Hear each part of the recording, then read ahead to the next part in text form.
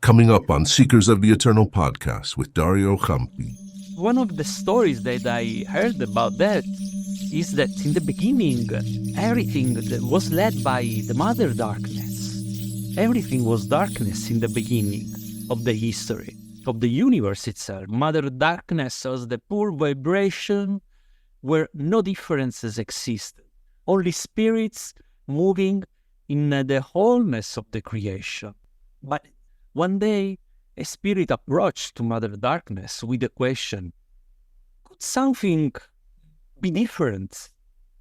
It's possible that something can be different. Because the spirit told to the Mother Darkness, say, I feel curiosity. I'm curious to do something different.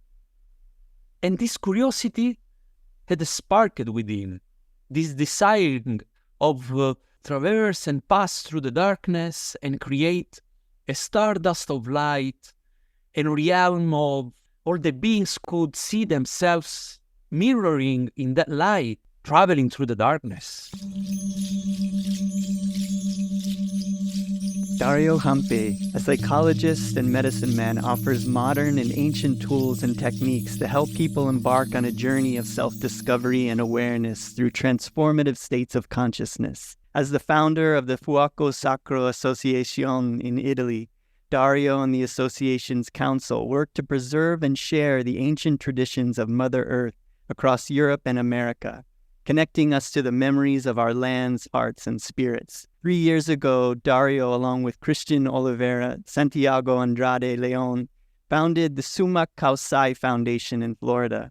This foundation, approved as a nonprofit with religious status, is a beacon of light and guidance for those who wish to explore Quechua culture and Summa Causai principles. It aims to keep the spiritual and cultural heritage of indigenous communities alive, inspiring others around the world to pursue a more harmonious and sustainable way of life. Dario and the council facilitate tobacco and awakoja rituals, sacred pipe ceremonies, sweat lodge, vision quest, and various plant ceremonies in Italy and many countries across Europe and the Americas. At Fino, Dario and his wife Anna specialize in internal family systems, therapy, and coaching, our IFS. Their transformative approach helps unlock the potential of self-leadership within individuals and teams, offering a profound journey to self-awareness.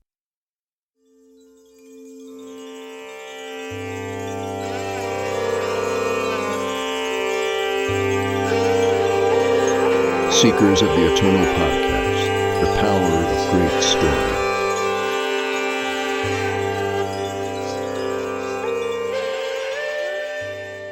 It's my pleasure and honor to welcome to the Seekers of the Eternal podcast, psychologist and medicine man, Dario Giuffrida. Welcome, my friend. Thank you, Chris. Good morning, good evening from here, from Barcelona, España. It's my pleasure to be here with you, with all of you.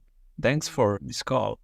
Yeah, I'm so thrilled to be able to share your energy and your work and your services here with the listeners. This is a topic that is so fascinating to me. I love this modern age that we're moving into, where we're combining the modern psychology and therapy with the medicines. This is something that when I first started learning about cultures of plant medicines, I was so bummed, really, that in America we didn't have a medicine man culture. We didn't have these ancient traditions. We didn't have these ways of going through initiations. And now seeing that this is becoming something that is so prevalent here in the US and it's becoming available to so many people around the world, I was really thinking recently about, my own personal journey with spirituality and with plant medicines and finding my own spiritual path. It came initially through becoming really interested in ancient cultures, ancient civilizations, ancient artwork. And I was just so curious about all of these things. And that curiosity led me to the realization of the overwhelming mental health benefits of plant medicines and meditation. I gained the recognition that we have the knowledge, the tools, and the natural remedies to heal ourselves. So why is it that so many people in the modern world are addicted to pharmaceuticals? Why has research for these natural proven medicines been stifled? Why is there such a crisis of mental health? And these questions really led me down a dark path of asking, well, who is it that would want to stifle this knowledge and keep us from accessing it? And for years, I searched and I wanted to know, is there really a small group of hidden leaders seeking global domination?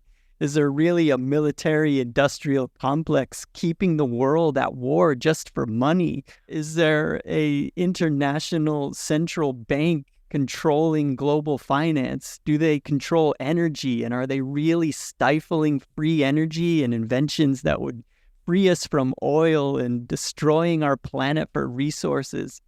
Is this same group controlling big agriculture, world trade, and our water resources? And are they also in control of pharmaceuticals and our medical schools and the research and suppressing natural alternatives and suppressing cures for diseases?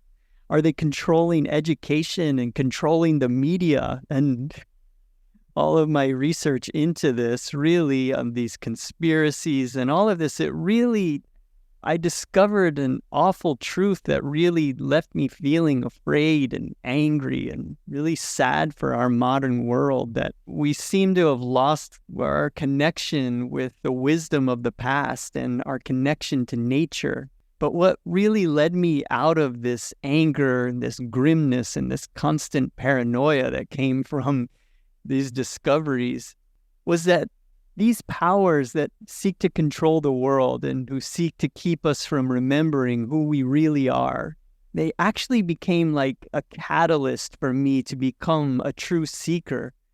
I realized that even though they were stifling, controlling all of these areas in modern society, that they couldn't actually keep me from exploring my own consciousness. I still have access to these medicine. I still have access to teachers like you. I have the internet and I can find all of these great teachings from India, from Native American culture, South American culture. This isn't just because that's being held down, across the masses. Doesn't mean that I can't have access to this and personally dive into it. And so in a way, I kind of am grateful for that, because I feel like it made me on a bigger quest to go beyond those that thought they could hold me back by hiding this information or trying to subdue it. And I think that's also what's happened in the world around us. They try to hold it back, but in the wake of all of that, so many great responses of people all over the world, medicine men from all over the world and women coming to this area to help us, to help share and preserve these great teachings, and also to these new psychology methods and therapies that are arising in people's minds of ways to help people that are becoming more and more prevalent. I'm hearing so many new techniques like IFS that you share. There are these other great psychologists and therapists that are combining now medicine with traditional therapy. And I think that is just so wonderful. And I don't think we would have had all of this if our mental health crisis wasn't as bad as it is around the world. And all of the inventions that come, all of the people that have done amazing things around the world, and the way that we all come together to help one another and lift each other up. I don't think we would have had all of those things to the level that we have today if we didn't have this Illuminati hovering over us, trying to keep us from expanding our consciousness.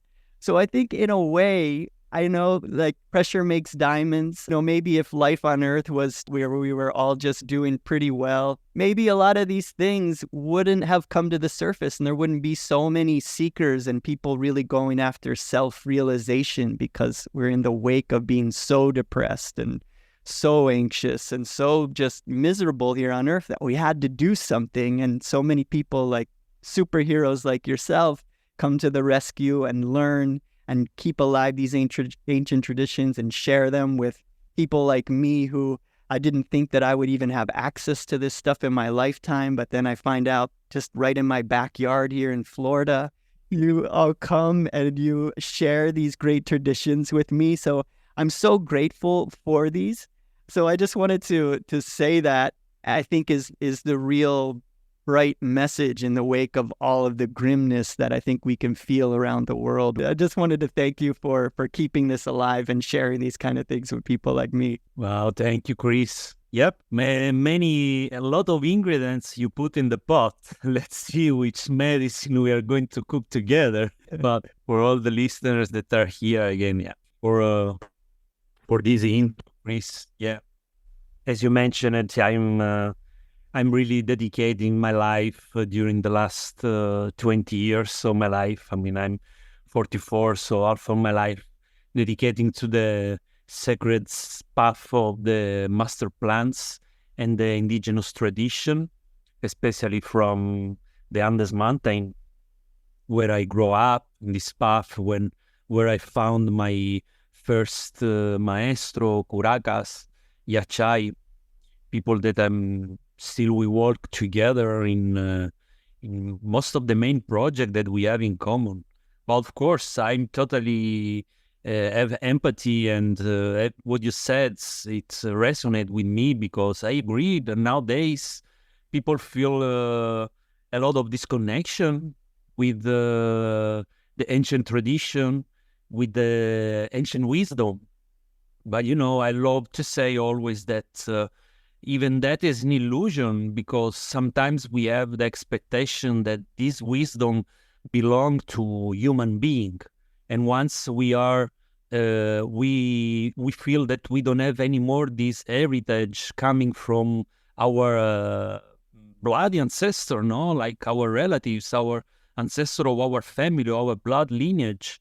We have this feeling that we have been disconnected from the original roots. But for us, growing in this path has been a great rediscover that is not exactly like that for us. Because again, this wisdom is not something that belongs to a human being. This wisdom is a wisdom that is a knowledge and wisdom that belongs to this Mother Earth, and has been always there, never left the life in this planet. Mother Earth is alive. Is always spreading this wisdom every day, every instant of her life, traveling in this universe. Maybe we didn't felt anymore that connection. It is true. It is true. That's why I really love when we say, actually, more than for traveling, even beyond the idea that we take sacred medicine for traveling in another world, another dimension, I really agree that we take medicine, first of all, to ground on this planet again, for grounding in this planet Earth, because the wisdom of this Mother Earth is always there, is always accessible. All our plants, all our animals, all the minerals are the door of perception of the Mother Earth wisdom. So, and they have been always there. They never left. Maybe we did it. Maybe we get distracted from so many human things in some moment of our human history. But that knowledge, that wisdom is always there, open for all the open hearts, open minds, open soul that really want to dive into the beauty of all the secrets that this Mother Earth is keeping. That's why we always are clear that when we are praying together with our family, and we pray for our family, we are not praying only for human. Our family is not only the human, it's part of our family, but all the plants, all the trees, all the animals, all the minerals, the ancient memory of this planet Earth, the minerals, is our family. They have been the ones that came before of us, creating all this perfect condition to allow all the life as we know now in the paradise that can be this Mother Earth. If we are open our eyes and watch that. That's such a beautiful and comforting message. Really, that no matter what anybody tries to do on this planet, these ancient truths are never going to fade away. All of the teachers could die and all of these books could be erased, and it would come back, right? It would come back in some way through dreams, through through people that would receive inspirations through the nature. We would reconnect with it. So nothing can happen to keep us from connecting with that. For me, has been a great opportunity living with a native community in the Andes Mountain and recognize that we are not holding the power.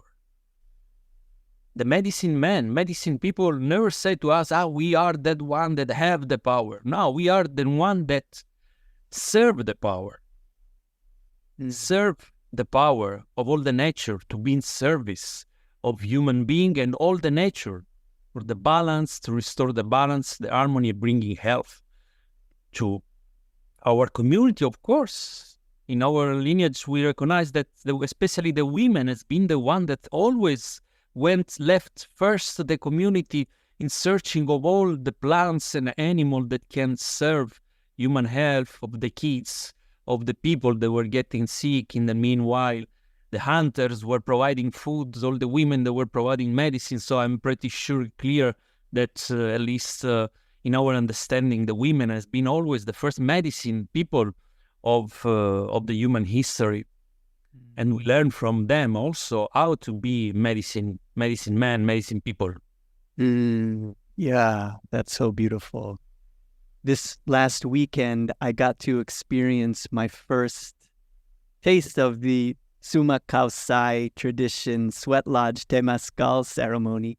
I've got to sit with Andrea Calderon a couple of times for our Koja ceremony, but this was my first experience with the sweat lodge. I had done a Lakota Native American sweat lodge before, but this last weekend I got to sit with a dream team from the Sumak Kausai team there. Some of the healers that were there, Andrea Calderon, Christian Oliveira, which we mentioned in the introduction, Brother Eduardo from Colombia, Sleepy Eye from the Native American Seneca and Dakota tradition, and Alejandra Rodas.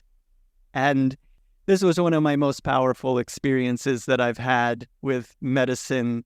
And over the years, with my meditation practice, as I have a practice of Kriya Yoga, and I sit in meditation. I practice twice a day, every day, usually about 3-4 hours a day, and I'm connected with Paramahansa Yogananda and the lineage of Kriya Yoga masters.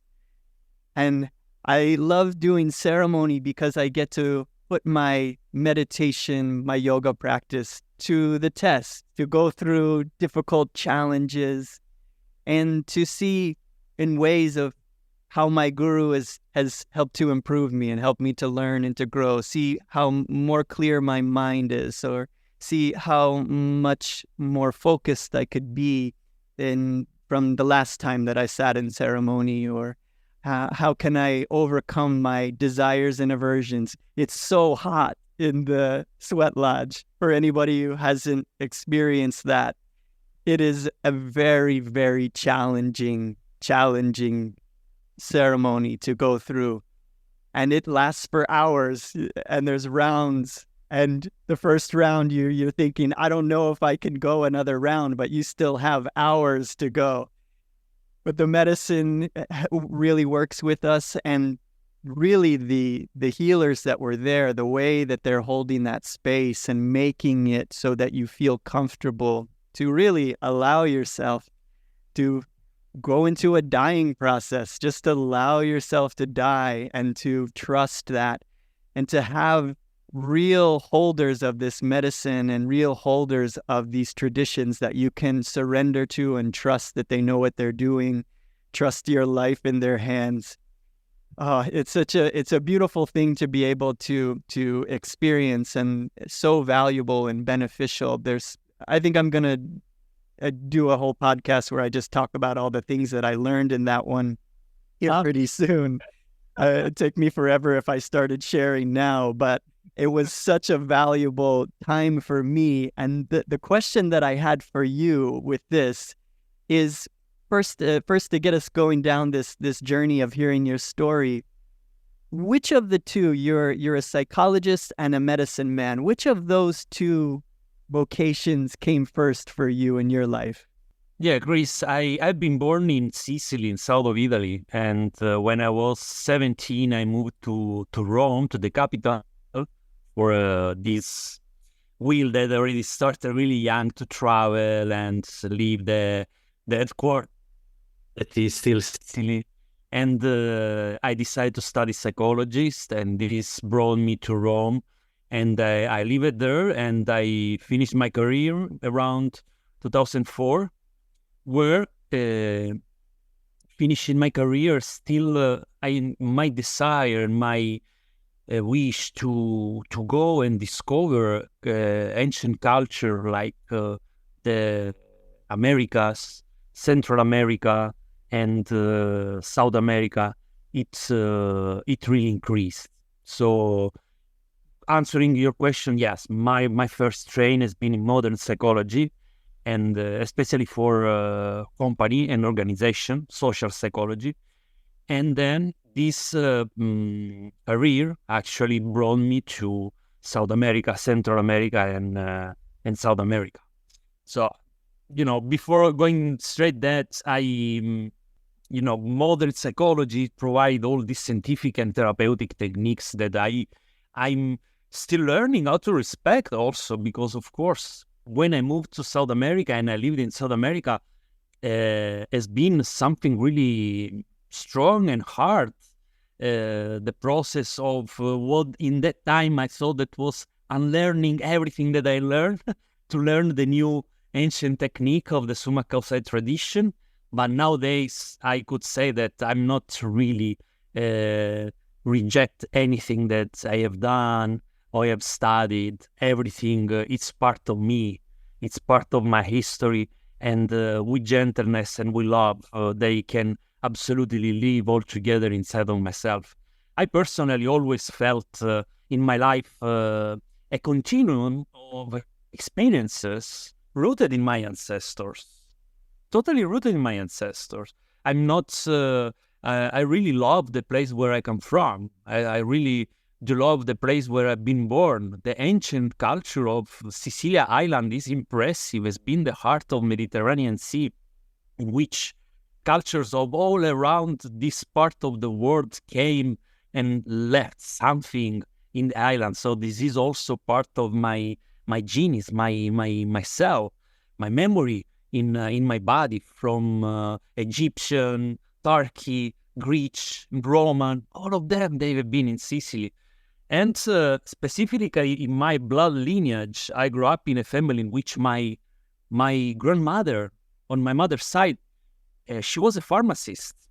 In time in which having opportunity for a woman to study and be independent in those times, especially in Sicily, was something really hard. Something that she really worked a lot to do that, and she got it. Also thanks for, of course, her social status of the family where she was coming from. But she was pharmacist. And the other side, my godfather from my father's side, he was the doctor of the village, in the same village. So my grandmother was the pharmacist, and my grandfather was the doctor. And especially for both of them, being pharmacist and doctor in that time was a really great service for the community.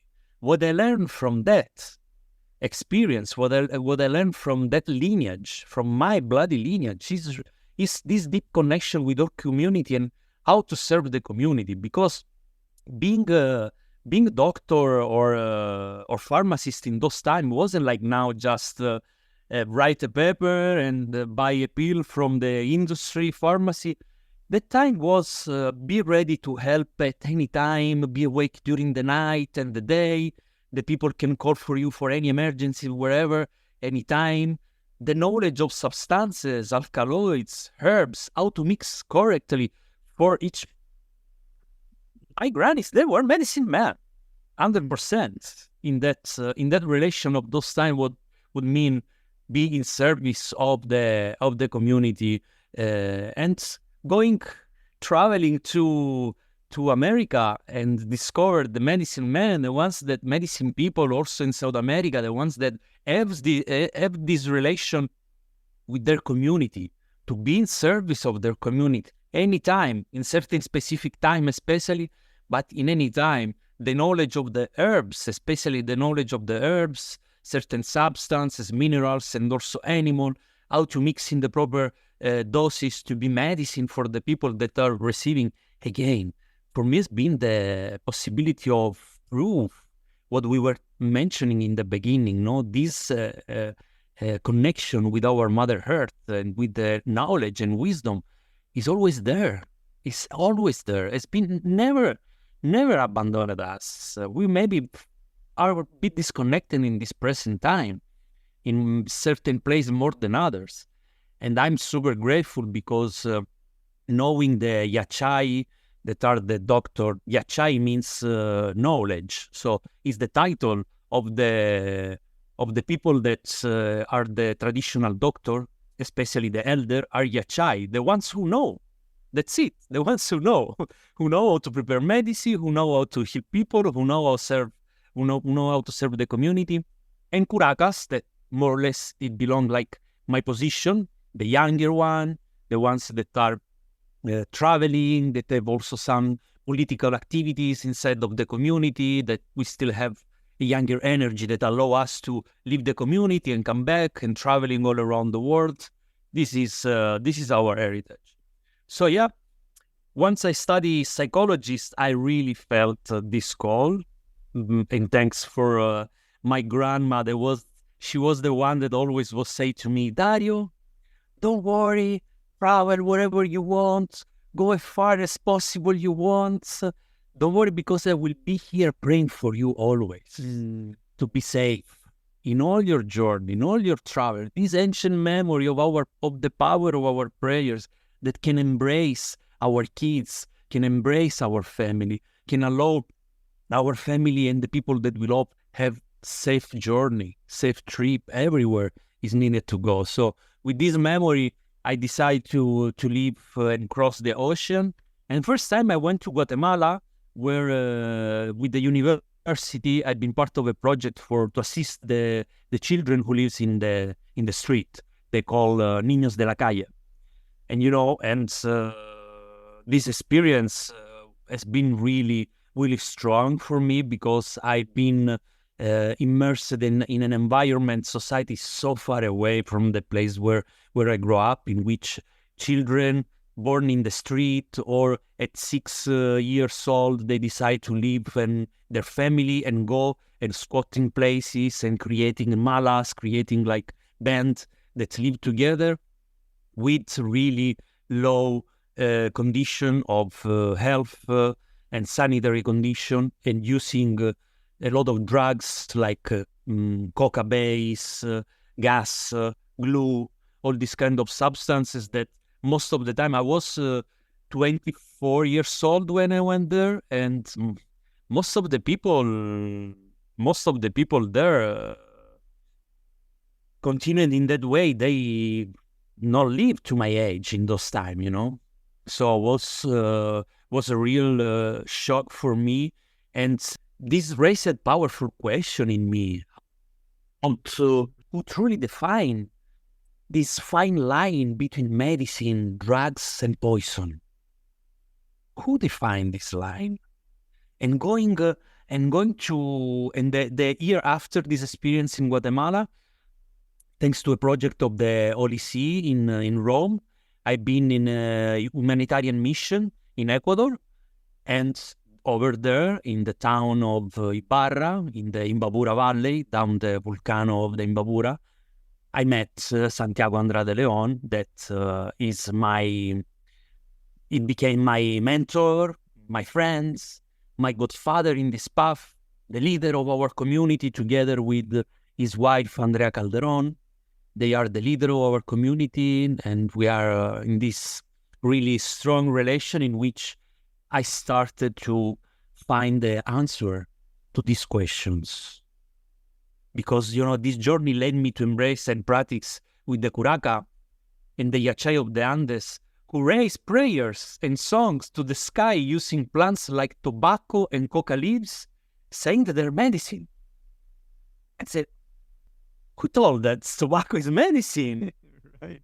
I'm coming from a place in which we have this double conversation of double jokes in which tobacco is the worst, tobacco is putting you sick, tobacco can kill you, but I sell you. I sell you officially in the tobacco shop, so I kill you, but I sell you. So these double sentences that is really confusing for a human being, and myself was really confusing me, and said like, okay, tobacco is medicine. I'm really interested into that. Santiago, please let me know more.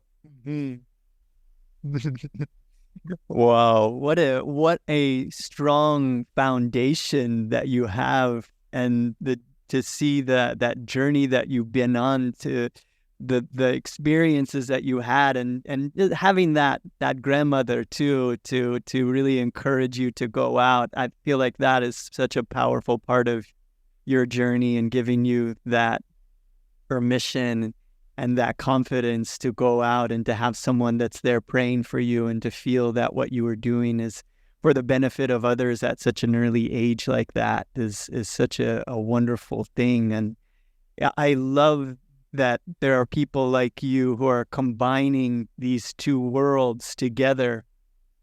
I was reading in the intro that currently you're also offering IFS, internal family systems therapy, in your current offerings with your wife. And I hadn't heard of that system before. I was doing a little bit of research on it here before talking to you, and I saw a couple of sessions that Aubrey Marcus had posted about, where he did some sessions where he recorded himself going through some childhood traumas and some different things he was going through in his relationship with the founder of IFS, who wrote a couple of books now on the topic. And it was so fascinating. It really seemed to be a system where people maybe who aren't feeling called to medicine can maybe get a medicine type experience with a therapist. It also seemed to me that perhaps that maybe goes also hand in hand with psychedelic therapy, with plant medicine, and then also combining the two. Can you tell us a little bit about IFS and the way that you offer that, and maybe a little bit just to get people who are interested to dig deeper into this? Because I really felt strongly when I heard that of so many people could benefit from this, a way to see all the different parts of us that were guardians for us in the past that are now holding us back. From my own journey, it reminded me, I study the Bhagavad Gita and the teachers from India, and I was seeing the parallels with studying the Bhagavad Gita and practicing meditation, where in the story of the Bhagavad Gita, there is Arjuna, who's the great warrior, and there's all arrayed around him is his former teachers and family members and guardians and those who helped him to become the man he is now. But in that battle, they're all arrayed against him as his enemies now. And he's in the position where now he has to take out his bow and kill all of those former teachers, former guardians. I was initiated into Kriya Yoga in 2020 during the lockdowns. And I felt that my journey during that time was going through and addressing and finding these guardians that became my helpers during times where I needed them, where I had traumas in my life and they came there to help me. But I was recognizing that now those are no longer my helpers. They're actually holding me back. They're overdoing their guardianship, or they're keeping me stuck as a small child where I should be growing and expanding and becoming the great warrior that I am, but I'm being held back by these former allies that are now my enemies. And so it seemed that there was some parallels there with the work that I was doing with yoga and the work that perhaps can be done through this type of therapy, where you address these former allies, these former guardians, and to move through that phase and to be able to blossom and become more your full self. So yeah, I wanted just to hear a little bit about the ways that you offer that, and if that makes any sense to you, that kind of connection there. Absolutely, Chris. For me and my wife, discover internal family system model. In the beginning, was discovering a model of work, a framework. But diving in the model, we discovered that we earn another way of life, definitely, to understanding our life, our outer and inner family. That all we have, our outer and inner system. So this part, actually, it belongs totally from me and my wife, never-ending quest of tools, techniques, and knowledge that can really support everything that we are doing. Because personally, I grew up with my godfather with one clarity that's really served a lot to me, in which the sacred fire that we take care, the sacred ceremony that we take care, there is a moment that maybe you have seen in the ceremonies when we are around the fire with the embers, we draw 7 arrows of fire in front of the fire. Of fire have several meanings, and one of these, that is what I would like to share now, is that on the earth there is just not one knowledge, there is just not one tradition who keep all the knowledge. There are 7 paths, 7 sacred fires all around the world. There is not just one sacred fire. The one that we are sharing and we are keeping alive is one, but there are many more. So this awareness in me really, it grows and it grew because I understood that I want to keep always straight the connection with this fire, with this arrow of fire, but it's my responsibility even to be, or I can take this responsibility to be open mind and attent in what is happening also in our modern days, in which a lot of things are happening around the medicine path, especially the plants and also the substances, in which I start after many years to investigate a bit also about the substances and use of substances.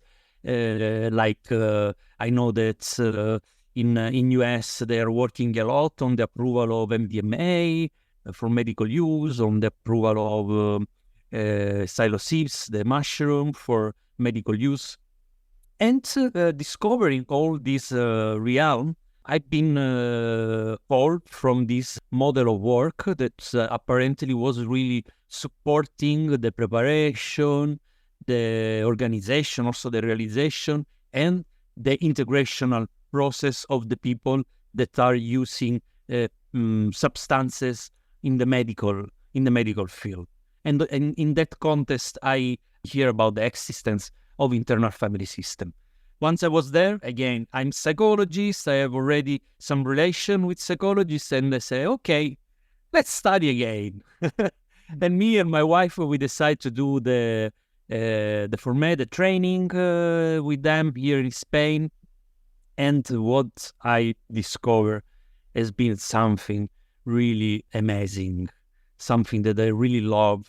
I'm telling that because I'm witnessing that with my community, with my people. That is a framework and a model and a way of life that's perfectly matched with what we are already doing with the ancient tradition of the Summa Causai and the sacred plants and all the ceremonies. Because even if we were drinking similar plants, the context of all the society outside, all the outer system changed so much that is inevitable that people have an influence on their perception, on how they are living even this ancient tradition. For example, most of the people, we don't have this possibility in every day of our life to live in the community, and after a transformational experience, ceremony or ritual, to go directly to the elder of the community and sharing with them and having an exchange that can allow the interaction and the integration of all the process and fix what happened during our experience in the right place to be digested, to be assimilated in the proper way. Most of the people come to the ceremonies and on Monday they go back to work. And it's hard. it could be really hard.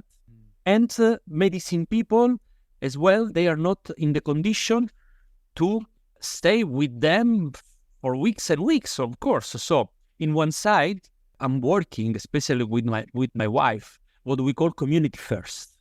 We are really working hard that wherever we are going, the people that are supporting the work, they can have, even if they didn't finish all the steps that the sacred fire path required, the Summa Causai tradition require to be a medicine man, medicine people, but having the basic tools that can really hold the space for all the experiences of the people. And for me and for my wife, IFS is really providing this tool that is accessible to everybody. It's accessible to everyone. And it's talking the same with a language that is more direct for Western people, for Western culture.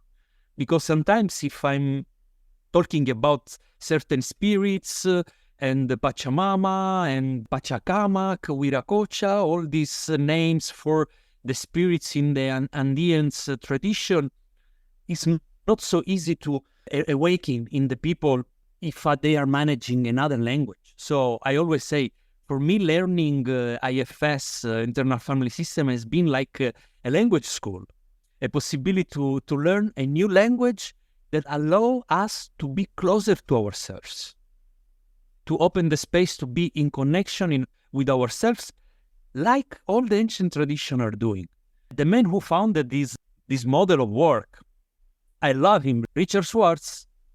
He always said that he didn't create this model. He discovered this model. He discovered this model working with the human, that has been the same client who told him how the inner system is working and how is the reflection of our inner system with the outer system. So for me, Dick Schwartz is a curandero like our curandero in the Andes mountain, because being a curandero for us also means being a great observer and master in observation of the nature, mastering the observation of the natural laws, because all this nature have laws, and discovering that laws allow human being creating harmony, balance, bringing health. So internal family system is a really also spiritual path that we can call Great Spirit. In our red roads, in IFS, we call the self is the same. We can call soul, we can call Dios, God, as many names, but the same essence.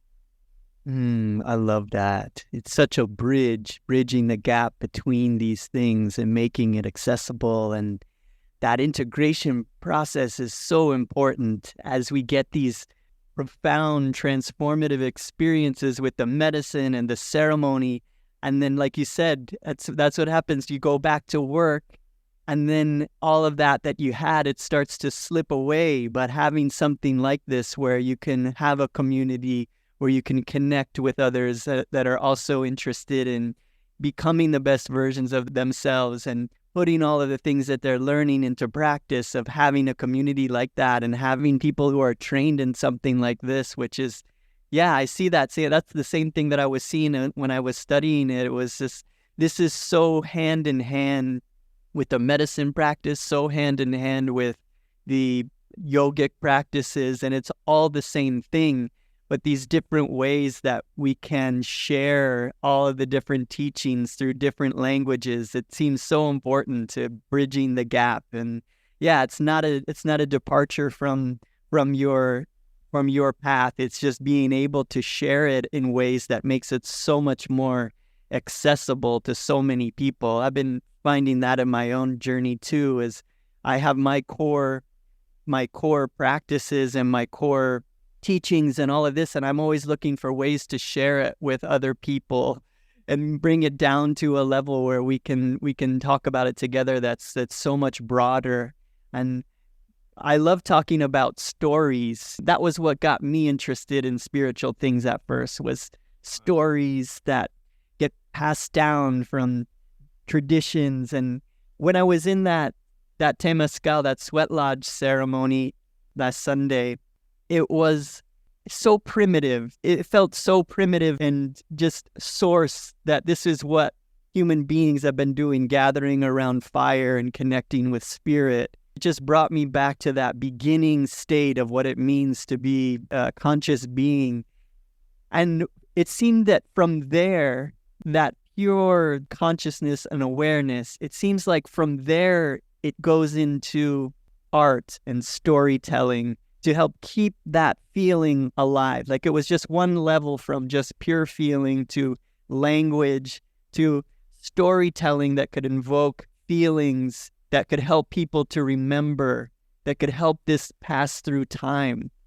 And so for me, I love ancient stories for that reason. And I was wondering maybe if there are any stories from your traditions that stuck out to you that maybe would be interesting to share.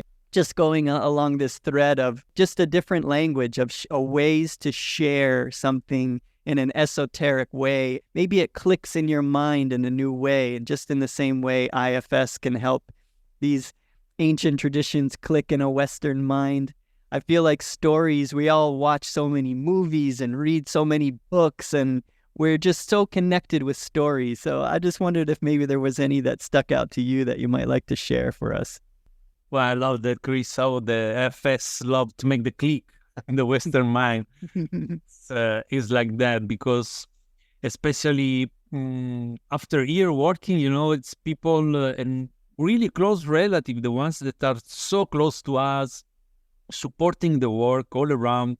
Sometimes people are passing through some loop in their life in which in the beginning, after the transformational experience, transform, and day by day, week by week, slowly, the things, because sometimes also the outer condition, the things go back to the same point. And people are struggling of that. Of course, people are struggling because they say, okay, but why I felt that everything changed and now I go back to the same point in which I have the same difficulties and struggling from the same things. And working with FS, especially for this specific topic, has been great, in which we can explore all this quality. Basically, FS have this concept in which all we are naturally made of parts, of beings, voices, spirits, as you want, you can call them, that we awake in the morning, the first voice that is talking to us in the morning and the last one that is talking to us in the evening when we go to sleep. They are part of us that are moving us. But there is a common essence that we all share. And this common essence has several qualities.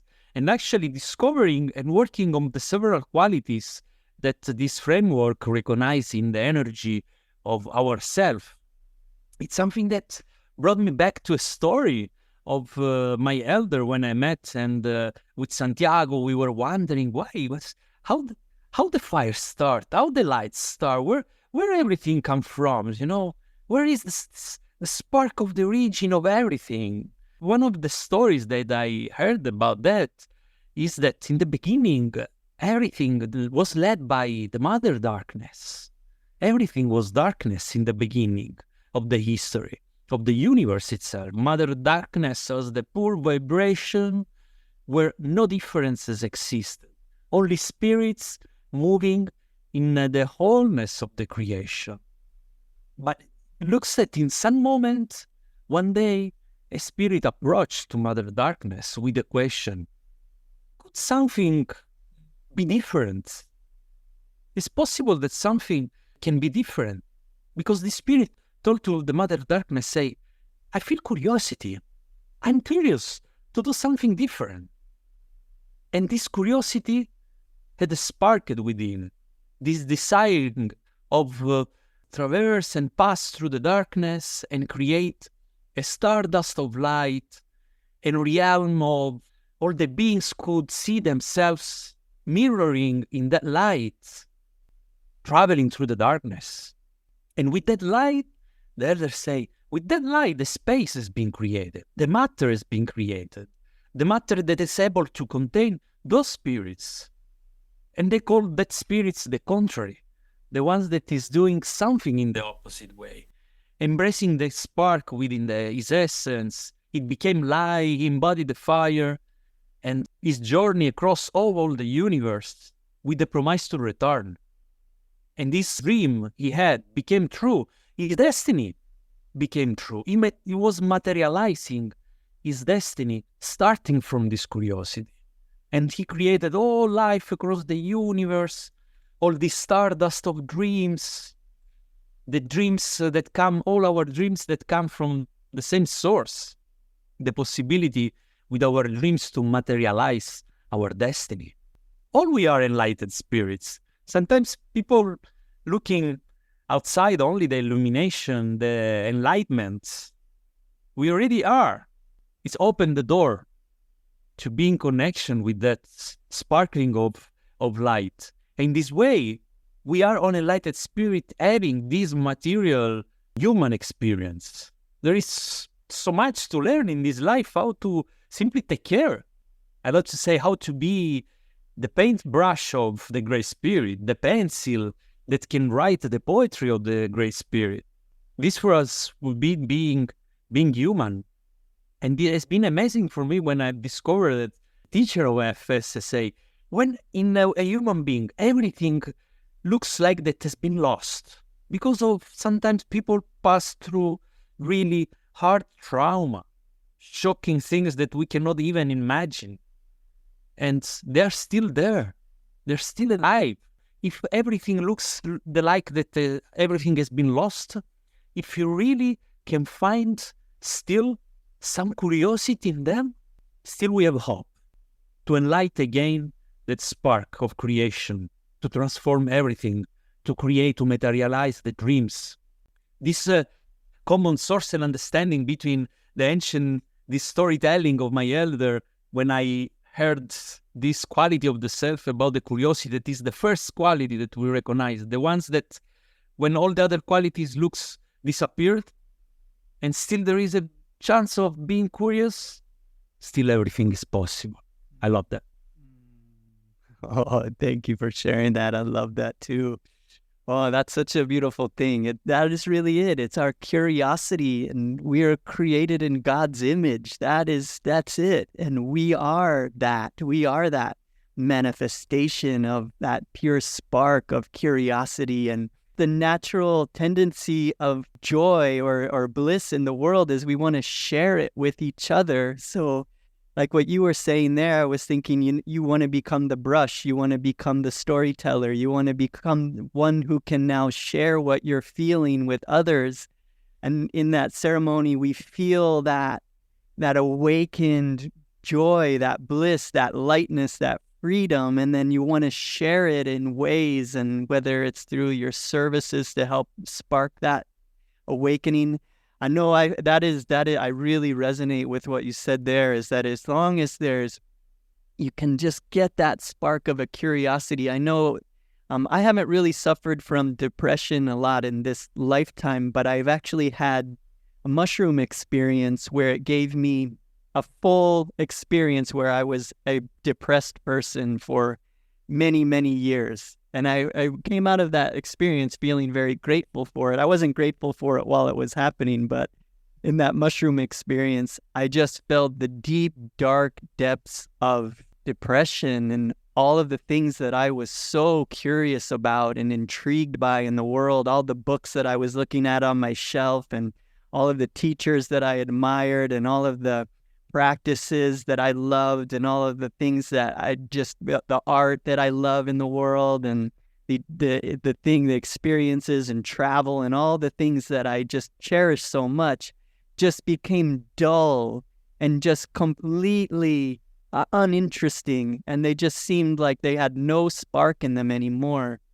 And I was so grateful for coming out of that experience eventually and that curiosity coming back on again. But at least it allowed me to feel what it was like for that to go dull and go silent. And that's what I feel like, these kind of things. And that's why I like, I want to do podcasts like this, of maybe you hear something in this where maybe you have been depressed for years and you hear something that Hampi is saying here that just goes, it makes it click in your mind, and all of a sudden you just a little spark of something you want to look up, you want to dig in deeper, maybe you want to set up a time to connect with you and hear more about this and see if there's something that you could do to turn it back on. And that resonates so much with me. And I love that story as well. That was exactly what I was feeling in that ceremony, is that beginning, that darkness of the lodge where there's no light inside of it, but you still feel that connection with the spirit. And then all of a sudden, the water goes onto the rocks and you start to feel the vapor and you start to have the awakening experience, and maybe you start to see in the dark. You start to see the spirits, your imagination starts going, it takes you on a journey. So I was really going on that path, that journey with you as you were telling that story. And that was right where my mind went too, is that it goes right from there into art. And you were telling me last time that we connected that you see yourself as an artist and your life as the canvas, and you like to live your life as a creative process. I'd love to hear a little bit more about the way that you view your life from that perspective as an artist in your world.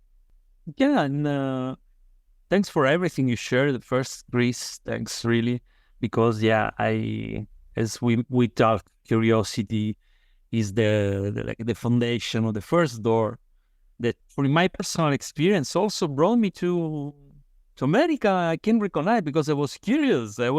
And when I met the people like Santiago, Andrade, this curiosity just increased, exploded, and it brought me to have other connection with other qualities that's all we have inside our body. And Santiago has been the first man that I heard, with praying with the tobacco and sharing with me what you were talking about. No, it's healing.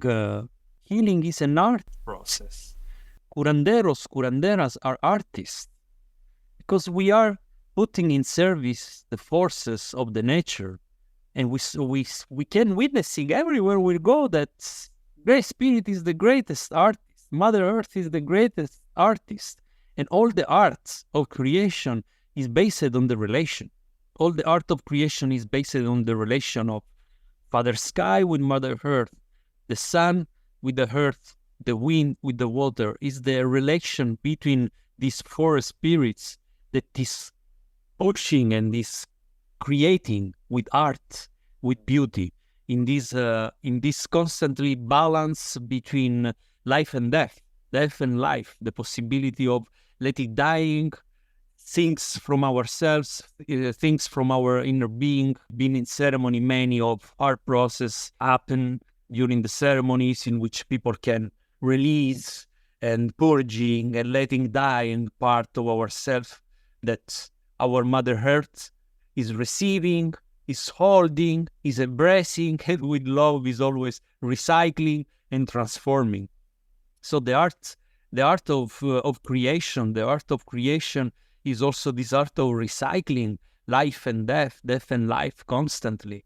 So when we talk about being an artist, it's really the focus in our life, how we are creating our community, how we are creating ourselves, which is the art that we are really putting in service.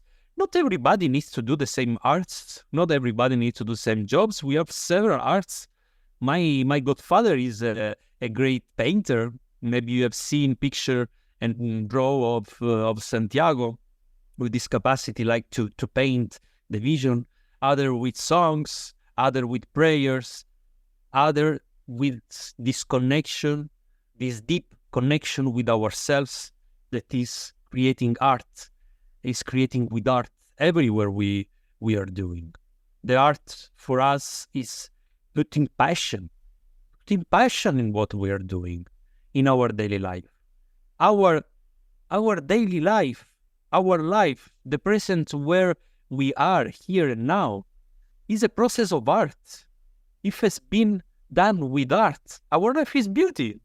If we lost something during the process, maybe, but we have always, if we are still alive, we were in the possibility to rewrite, repaint, giving a new brush and pencil to the draw of our life.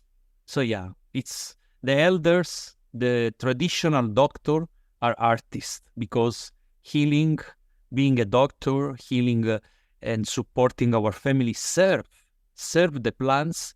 It's something that has been done with art. Something that it's really bringing us to a great topic of nowadays, in which we recognize that often people say, yeah, I'm going to the mountain couple of weeks. I met a curanderos in the mountain, and yep, now I'm curandero as well because I've been there a couple of weeks. Good luck. Good luck. This is what we wish to everybody. Good luck. For us, it's a long-term process. It's a never-ending learning path.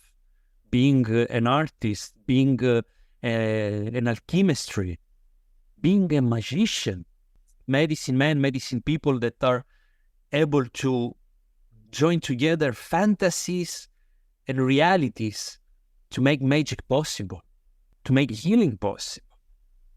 Mm-hmm. Yeah, that's an excellent topic to lead into. That really leads me into my next question that I had for you.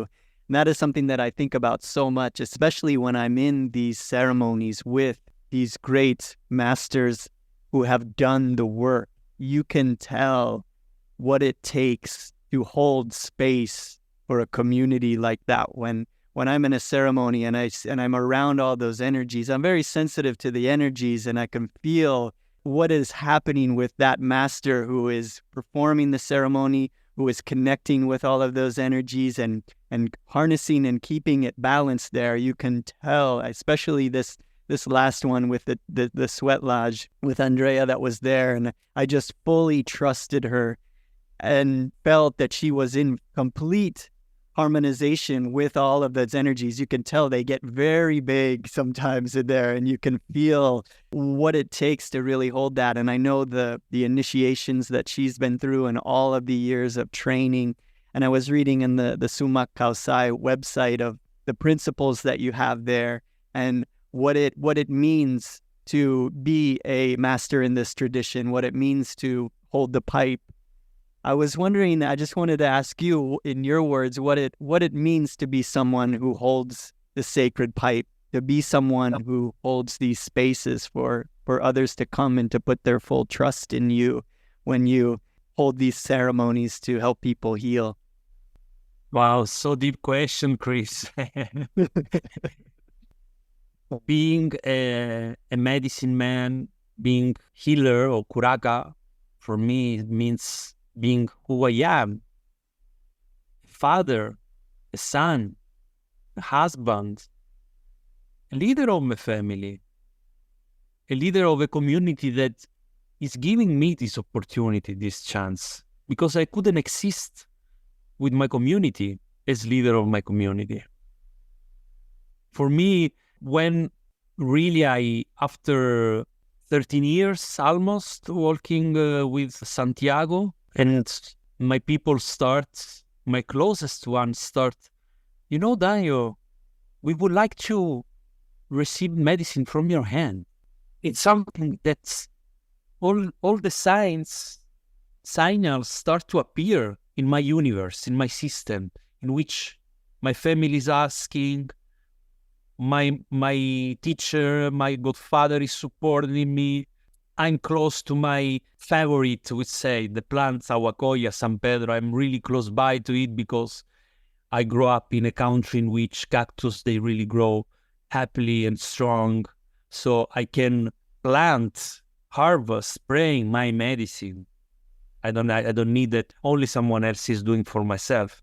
So I would say it's really a constellation of factors that interviews in my life. And let me be aware that say, okay, I will do that.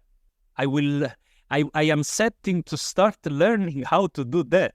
Because this is what we say. When we start to serve the medicine and hold the space for the others, we say that we spent usually the first 4 years in training, because there is part of the training that, of course, even beyond if I'm working with other people, I'm supporting other works, etc., there is part of the instruction that is the ones that only you can create for yourself, putting yourself in the first line in front of everybody, serving, supporting the altar, serving the medicine, and serving the community. So for me, has been and is an opportunity to serve in this amazing reality that in the meanwhile I'm serving others, I'm serving myself. And when I'm serving myself, I'm serving others. This is one of the main principles of the Summa Causae tradition. We call Aini. Aini means reciprocity. This is the reciprocity in which all life is based. All these dances of life and death is based in the reciprocity, on giving and receiving and giving. So being a medicine man is someone that is giving and receiving in a good balance, in a perfect balance. And we are serving because we accept and recognize that the power is serve. So working in our daily life, in the ceremony, in the weekend ceremony, but even in the greatest ceremony we have, like Vision Quest, Sundance, the Spirit Dance, and all the bigger project of our family, what we are recognize that working is the possibility to serve. And serving, we are discovering our power. And we are putting in service again, because this is the reciprocity that we want to create for our family. Summa Causae has beautiful principle for doing that. Amazing principle that we call, because I said the 4 principles of the Summa Causae, the Haton Muscui, is this beautiful sharing. The manifestation of what we call this collective dream. The fact that we all come from this beautiful dream. We come into this life to share our dreams. Maybe with not all the human, well, who knows, some days, hopefully, with all the humanity. Hampi Causae is this: life is medicine. Everything is medicine. This is something really deep, accepting that everything that exists has right to exist, because as is medicine to exist. It's the relation. There are no plants outside made to harm people. It's the relation with those plants that maybe can harm people. But they're not there to harm people. They have not been created for harming people. They have medicine. Hampi Causae, life is medicine. You are medicine, I'm medicine. We are now talking each other. We are sharing our medicine with the people that are listening, because everything has medicine. Tukuya Chai, the 3rd principle in which everything has wisdom. It's the same principle, like everything has medicine, has something to communicate. Everything is coming from the same source of the wisdom. We appreciate everything that is around us because everything has wisdom. This awareness leads us to maintain a lifestyle close to the nature, because the nature is the one that is keeping alive the memory of the ancient wisdom. It's not human. Human, it's just a really short chapter of the life on this planet yet. Million and million of years, ancient technology and high wisdom of plants, of fungi, of trees, of animal, creating all the condition for us being here and enjoying this paradise that we call Pachamama. Pachamama is our mother, is the 4th principle of our Summa Causae. Sometimes we mean in the New Age currents, sometimes we have been misused the term Pachamama. Actually, it not means literally Mother Earth. Pacha is time, Mama is mother, so it's the time of the mother. We all arrived here on this planet to live the time of the mother. Men and women, we are growing. We are growing in this space that has a grandmother energy, a female energy. We recognize ourselves as children of this time, of this space that is our Mother Earth. We are brothers, naturally. The mother is considered and respected as a living, an ancient being. It's not just a planet, nothing else. It's a living being, listening. If we are able to listen, how is not our mother? Speaking beings. This is a fundamental right that we are here to take care of our mother. The mother that gave us the life, the mother that is sustaining our life here. To all together, men and women, discover what really, we have this great opportunity, what really is the female energy, the art of creation of the female energy in this universe. This is our Pachamama, the time of the mother. So these are the 4 principles that are the roots of all the work that we are doing. Beautiful sharing. Life is medicine. Everything has wisdom, and we are here taking care. Between all the works that we can invent in our life, there is one essential work that all we need to do. Take care. Take care of the seeds of our mother for us and the future generation. I love that. Very, very, very beautiful. Really, really resonates with me. I in the path that I'm on with the masters of Kriya Yoga and Paramahansa Yogananda, he also shares in just a similar language, the Divine Mother, that we can be in this symbiotic relationship with the entire universe around us as our Divine Mother, and she's always there with us. And that's brought so much comfort in my life as well. As before I saw the world as random, that I thought that at any moment, things that were happening to me, around me, were random.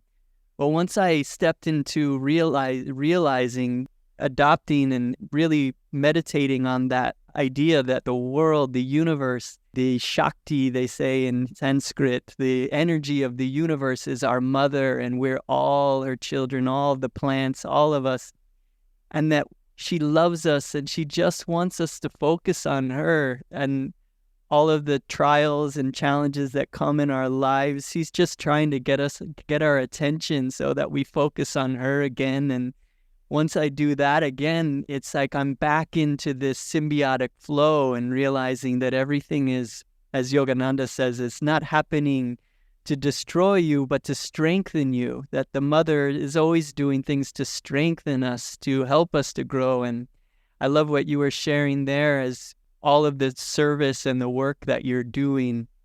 It's also serving you. You're helping others, but in the same way of like me having this service of doing this podcast, of getting to talk to you, I know it's serving and helping so many people that are listening right now, but at the same time, I'm also getting so much out of it by being able to connect with you. And that's just this beautiful harmony of the work that we're doing, serving others. And I feel like all of us, no matter what we're doing, we can start to see our work that we're doing as an offering to God. And to see, like you were saying, that everybody around us is also a fully awakened being, a child of God, and that we can learn from each other in every interaction, even if it does seem mundane, like the job that you're in. If it seems mundane, it just seems to be a little flick of perception that we could transform that and make everything that we're doing into service. I loved hearing that from this perspective of a medicine man with the training and everything that you have to be able to hold these spaces. So thank you for sharing those principles and that way of being. I think it's inspiring for all of us to want to live our lives in that way as well. Yes, praise for us. It's our being is a garden. Like all the nature outside is a beautiful garden to take care for providing the food, the things that we need for our life, planting seeds, taking care of that. It's the same inside. Being a medicine man is also someone that is committed with this task of the daily work. This ancient tradition, they have a common roots in which it's amazing. They come from really simple people with broad vision and understanding of the laws of the nature. Farmer, people that were working everyday life in the farm. And all we have this memory inside of our bodies because all we have some ancestor that has been farmer. Everybody for being us here. And sometimes we are so disconnected from that capacity in which our brothers, the younger ones, sometimes we are so lucky that we can find food in all the supermarket and we don't have even to wonder where it's coming from. And maybe some kids, they didn't even know where all the food is proceeding. This is a really dangerous disconnection with the roots of who we are. Taking care of the garden is basic in our work. We all have medicine inside. We all have spirit, plants, and we are learning how going to a medicine ceremony. Medicine ceremony is also means for us giving an offer to our inner temple, to our inner space.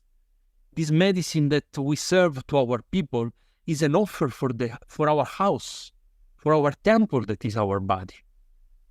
The same offers that we make outside on the earth when we are doing the power work and we go all the community to create offer, recollect offer for the goddess of the water, the spirit of the water, of the sources of the water in the spring, in the waterfall, in the seas, in the river, in the peak of our mountain.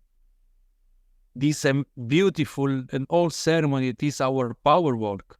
This is our life, an offer to our inner space, inner world, inner universe, and outer in this relation, to cultivate the relation with ourselves, inside and outside, in this reciprocity. This is a curandero. It's someone that is committed with this job. Is committed with remembering to our family that is not just waiting for the ceremony to start recently to change our habits in our life.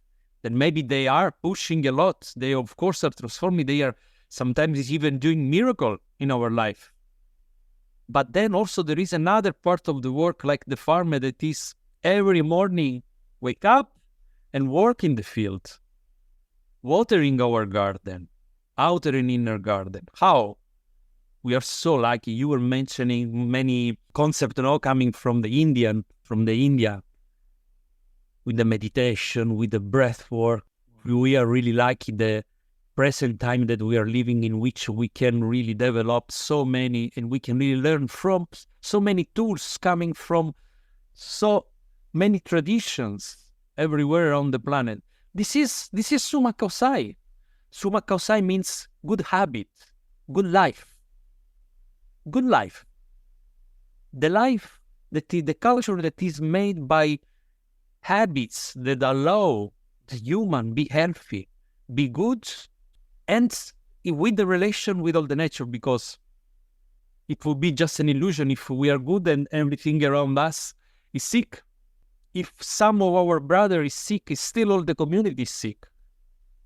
Is needed a common healing. So this is the Summa Causai, recollecting habits all around the world from different cultures. That's why also I really do love to introduce IFS in my work, especially for preparation, for integration. You mentioned Shakti. There is a goddaughter of an orphanage when we have time to spend like one whole week with the participants of our ceremonies. I love to, she's a master in Shakti dance, how this energy of Kundalini and Shakti can really support this inner universe, this inner movement, the awareness of the power that all we have inside ourselves, the pure, the essence of our energy.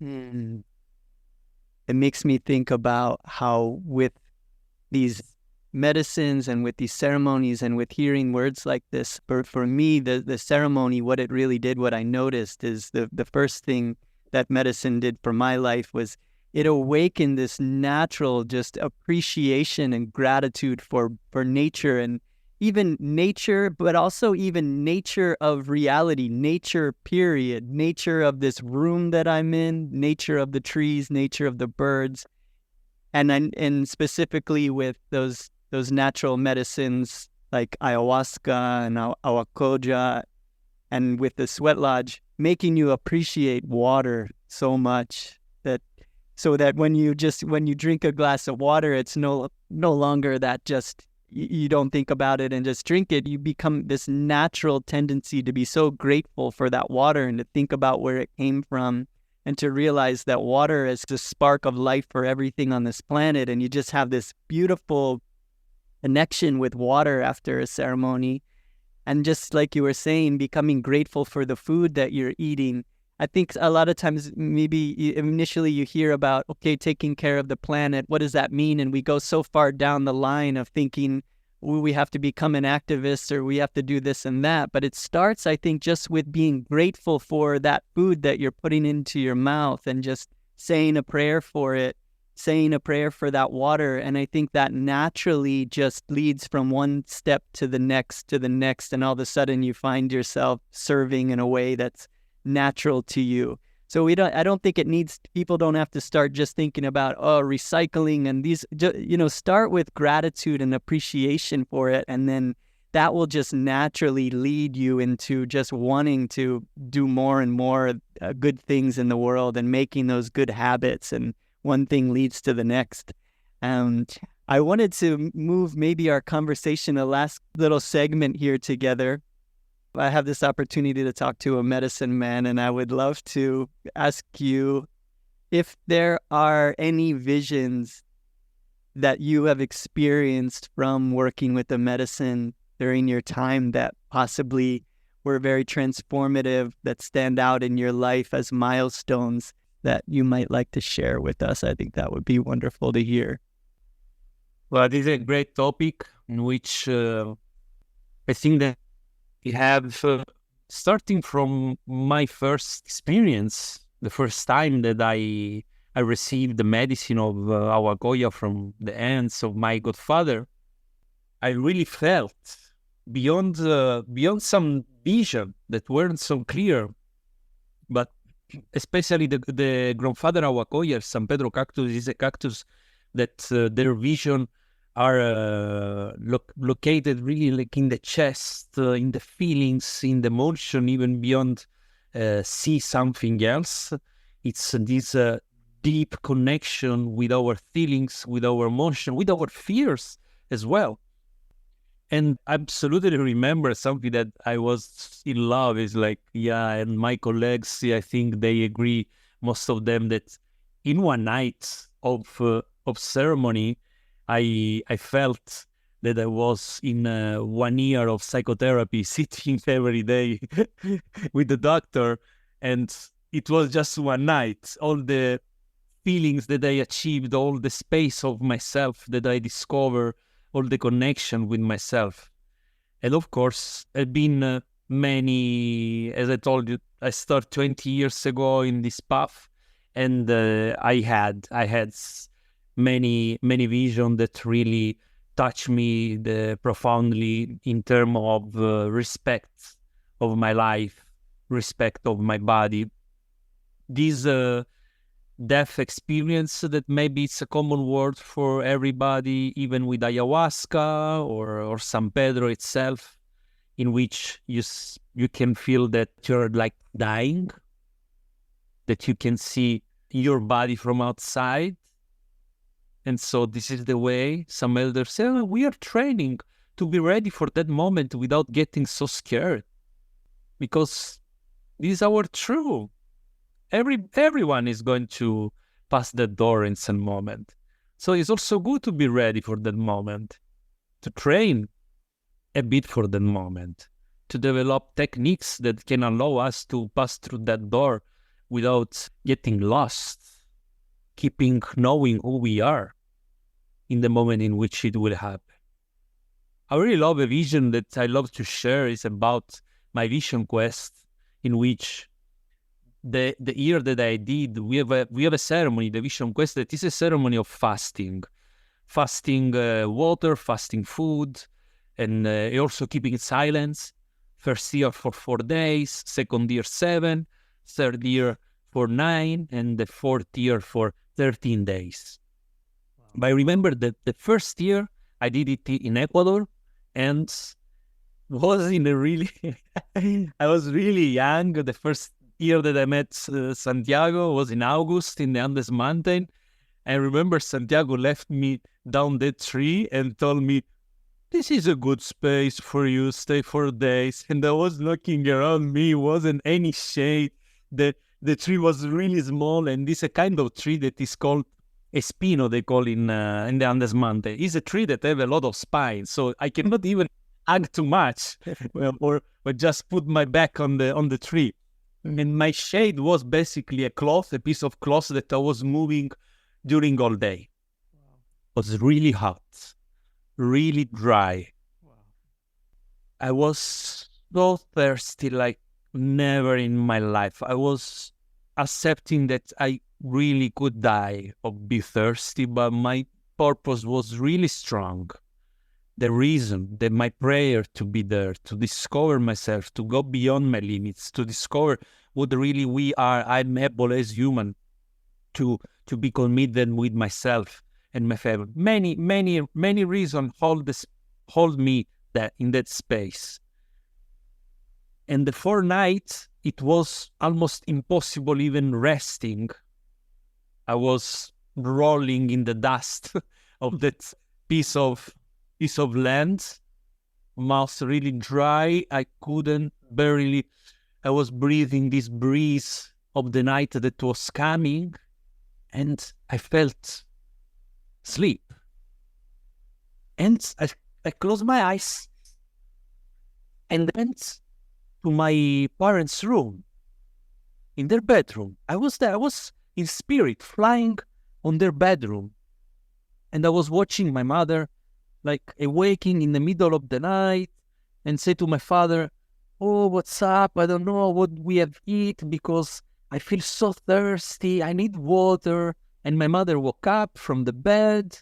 I follow her. It's a big house. I follow her moving to the kitchen. She opened the fridge in the middle of the night. She got a bottle of water and she drank all the bottle. In my dream, I felt that I was drinking all the water for myself. I felt so satisfied, Chris, that I completely fall asleep for all night. I wake up in the morning, was the last morning, it's struggling, waiting all the people, this anxiety that they're coming to pick out me, and whatever. I can always share. I did a lot of pee in the morning, like was like, and I felt that I was really satisfied in terms of water. I wasn't so thirsty again. You know, Chris, was 20 years ago. We didn't even have a smartphone and this technology. I wait like a month later when I went back from the mountain to the city. I called my mother. I explained the story. We start to count the day, and it happened for real. We were crying. I still have like my skin. We were crying together. How is possible this connection with my mother? All this feeling, how we are interconnected with our parents, how we are interconnected with our creator of life. It's not just a prayer to say, it's the reality of our story. Our father and our mother, they are our goddess. They are always helping wherever they can, even in the dreams. I can go 11,000 kilometers far. The thoughts, the connection, this golden rope that is the Bailey rope is always there. The things that sometimes told us, to grow up, you have to cut your belly bottom rope, Come on. It's always there. Why? We don't want to cut anything of that. It's a blessing be connected with our mother, with our father, especially when we are so lucky that they're still alive. Wow. Oh, that's so wonderful to hear that story. I'd been wanting to hear a story like that about a vision quest to really get a sense of what that's like. And I love that picture that you painted of it. And yeah, when you hear these stories about, you said you go 13 days with no water, no food. How is that possible? And now you hear a story like this where you get a sense of how that could be possible. The fact that you were actually peeing after that, and then you confirmed it that this is really what's happening, that your mother did go through that experience.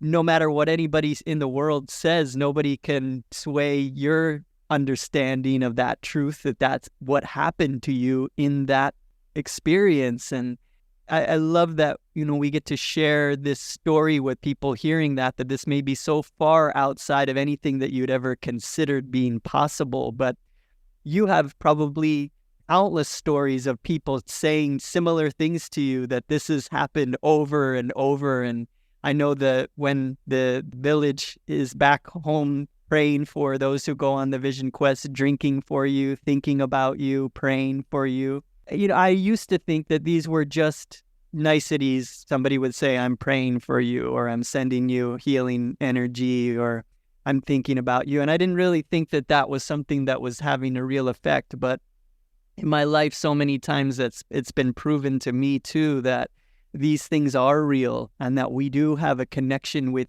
each of us, especially with our parents and our friends and our loved ones, and all of these. We can really send them energy, we can send them food, we can send them water, we can send them healing light. Thank you for sharing that story and that vision. It's amazing to think about you just sitting there for those days, the first time on that spiny tree with hardly any shade, and how am I going to do this? Like, are you The crazy? moment I was desperate, I wanted to hug the tree to feel a bit of the freshness of the nature. No, it's full of spikes. And it's just to think that, I trust this man who's led me out here into the middle of this.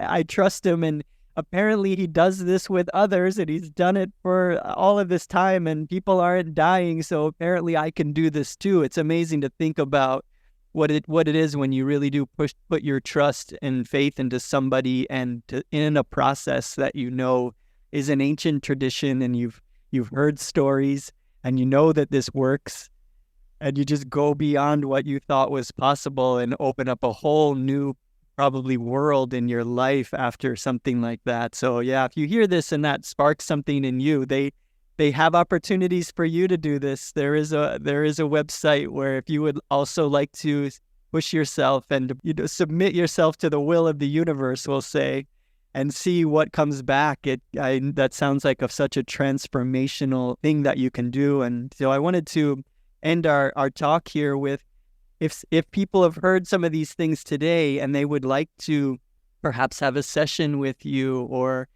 maybe go further. There's all different levels, it seems, that you offer, from medicine ceremonies to sweat lodge ceremonies to full vision quest ceremonies that ramp up over time as you get used to them.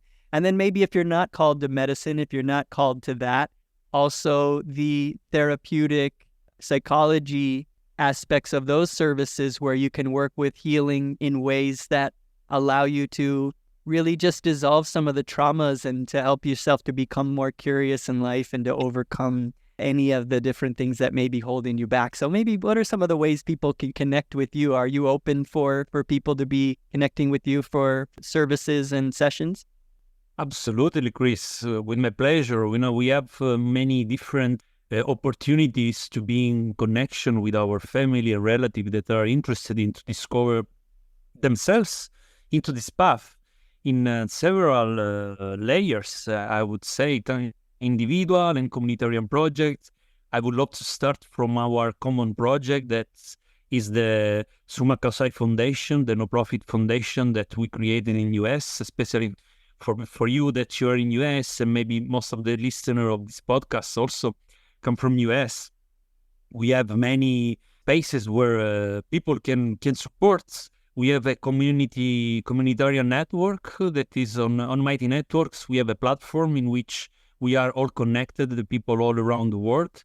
So also we can share the link of this community. If people would like to know more about the program that we have in US, especially for all the ceremonies that we hold in US, and all the support that is needed for growing, from lawyers to artists, it's a great moment in which we feel that the conjunction, the intersection of phenomena and facts that are happening right now, especially in US, I feel that there is a great opportunity.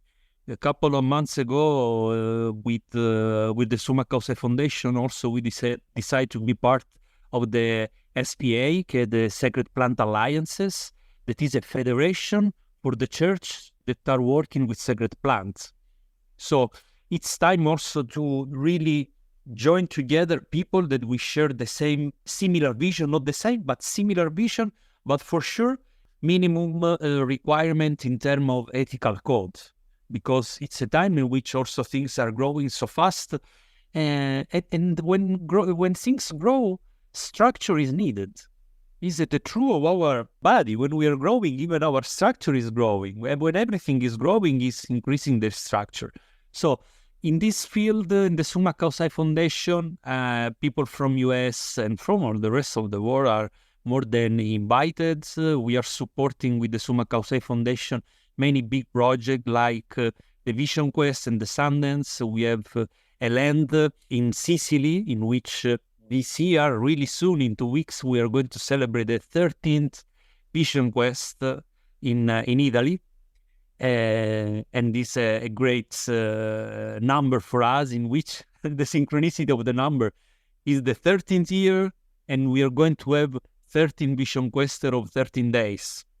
We are going to plant more than 80 people in the mountain this year. So it's a really big community, almost 200 people gathering, and 40 kids.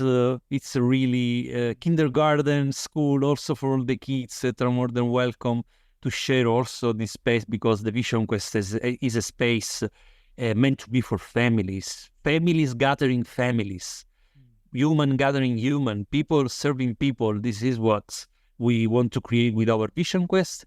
And then in August, we're going to have the same Vision Quest in our project on the Andes Mountain in Babura Valley, Yapuma land, Yapuma Samai, that is the name of our project, created by Santiago and Andrea, in which we are going to have the Vision Quest and also the Sundance every year. So these are the main project in which we can meet each other as community. Then if you have wish and you feel a call to know my personal job and also the job that I'm leading with my wife, Fino.website is the place where we are offering space for individual, for community, and also for company, for entrepreneur, for startups.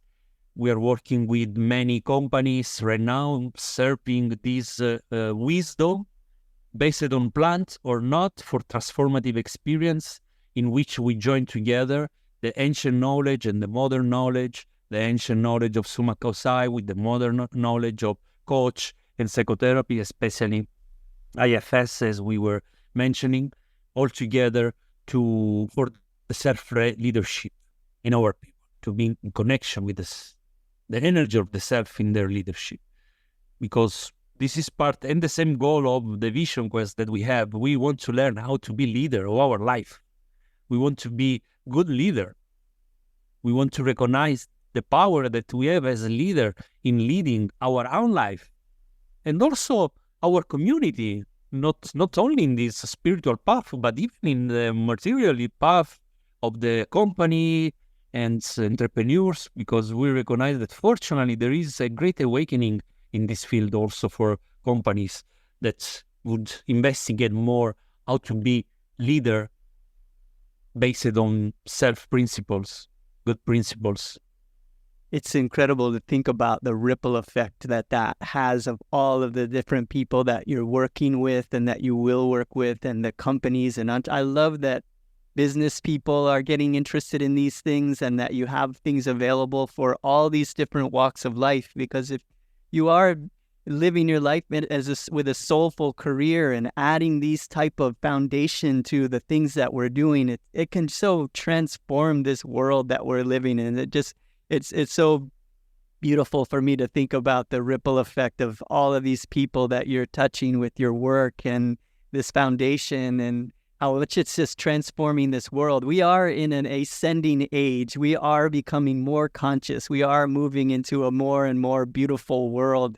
This is not the Kali Yuga. This is an ascending age of energy. We are moving into higher and higher consciousness. And it's just so beautiful to hear and to imagine this more and more people getting turned on to these things and awakening that curiosity and awakening their true potential in this life, and all of us living lives of service. So thank you for doing what you do. And I know it's just been your life. It's just been the way that it's gone, all the way back to your grandma inspiring you when you were young to where you're at now, and God leading you through all of the work that you're doing. But a lot of gratitude for what you're doing. And I look forward to sitting in a ceremony or connecting with you at a session here at some point when you're back in the area.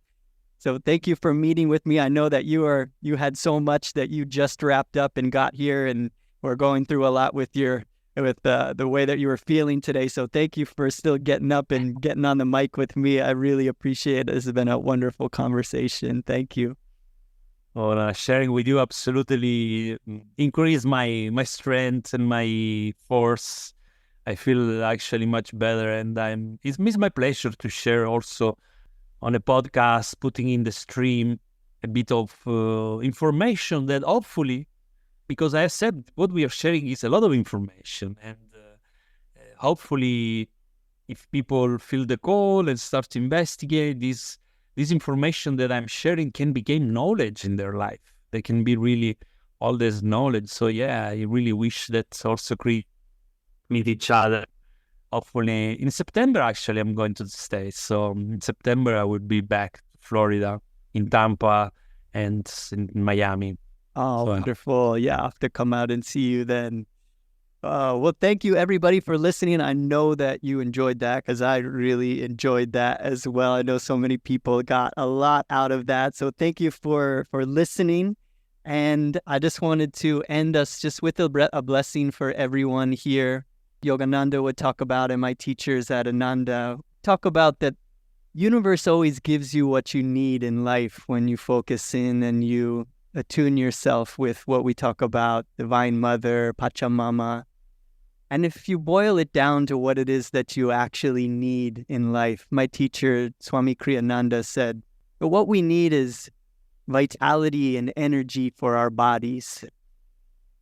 We need clarity and wisdom for our minds. And we need joy and that ever-new bliss for our souls. And when we ask for that, we'll recognize that that is always available to us, that our Divine Mother is always there to give us those things when we ask for it. And then when we have that energy and vitality for the body, we have those aha moments that come to us in the wisdom and clarity in our minds, and then we have the passion and the energy to actually put it into practice, that the solutions to our problems are always available, that what we need is there. We realize that we have a clear mind and that the opportunities that we need are right in front of us, that the people that we need to help us are around, and we attract good things to us. So that is always there. There's never a time in your life where there's a problem with no solution. So it's just the time to get quiet and to ask for what it is that you really need. So sending those blessings of energy and wisdom and joy to everyone listening. So blessings to everyone, and we'll see you again next time. Joy to you, friends.